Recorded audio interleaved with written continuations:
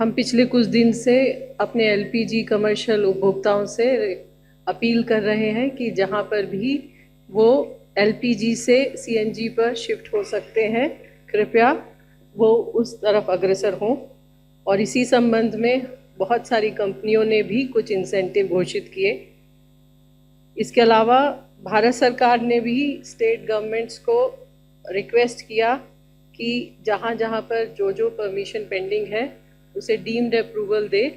इसके अलावा जो नए जितने भी रिक्वेस्ट आ रही हैं उनको भी 24 घंटे के अंदर अप्रूवल दे। इसके अलावा भारत सरकार ने सभी स्टेट गवर्नमेंट्स को जो भी पीएनजी नेटवर्क के एक्सपेंशन में सहयोग देंगे उन्हें 10% एडिशनल कमर्शियल एलपीजी देने की बात कही है।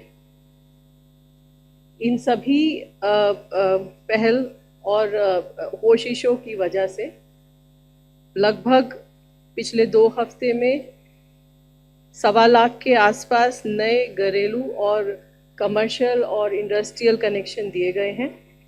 इसके अलावा पिछले 3 दिनों में लगभग और 5600 से ज़्यादा एलपीजी कंज्यूमर्स पीएनजी पर शिफ्ट भी हुए हैं। वो वॉर के चलते एलपीजी की स्थिति अभी भी चिंताजनक बनी हुई है, परंतु किसी भी डिस्ट्रीब्यूटरशिप पर कोई ड्राई आउट नहीं है। Online bookings have further increase to 94%। इसके अलावा डिलीवरी ऑथेंटिकेशन कोड के द्वारा लगभग 83% रिफिल डिलीवरी की जा रही है। पैनिक बुकिंग में गिरावट है। कल लगभग 57 लाख रिफिल बुकिंग आई। इसके अलावा एलपीजी सिलेंडर की डिलीवरी नॉर्मल है।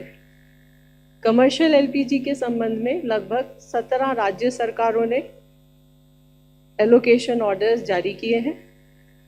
कमर्शियल एलपीजी सप्लाईज सभी स्टेट्स और यूनियन टेरिटरीज को दे दी गई है।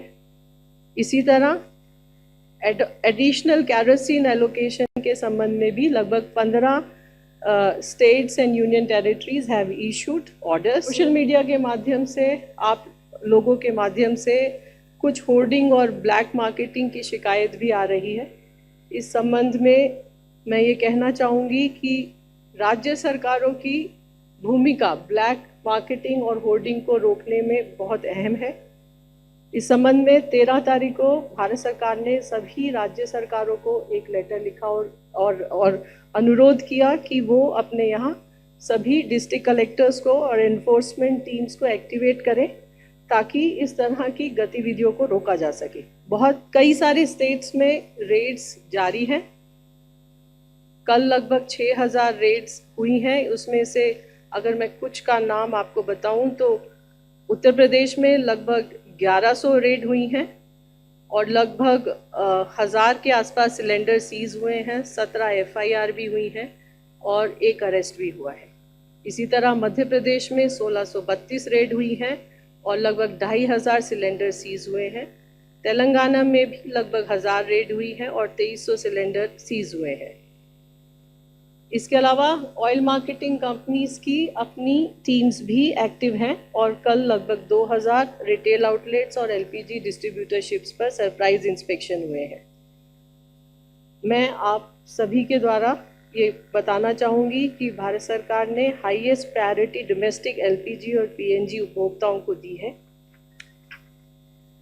इसके अलावा ऑल्टरनेट फ्यूल ऑप्शंस जैसे कैरोसिन और कोल भी दिया है और MOEFCC has already advised state governments, state pollution control boards for permitting the use of kerosene and coal as an alternate fuel. Ministry of Coal has already issued order to Coal India and Singareni Collieries to allot higher quantities to states for distributing coal to small, medium and other consumers. States have also been advised to facilitate the new PNG connections for both domestic and commercial consumers. इसके अलावा कल under Section 3 of Essential Commodities Act, Government has issued a Gazette notification whereby PPAC has been designated as a nodal agency for collection, compilation, maintenance, and analysis of information. All the concerned entities engaged in production, processing, refining, storage, transportation, import, export, marketing, distribution, or consumption of petroleum products or natural gas have been directed to furnish information to PPAC.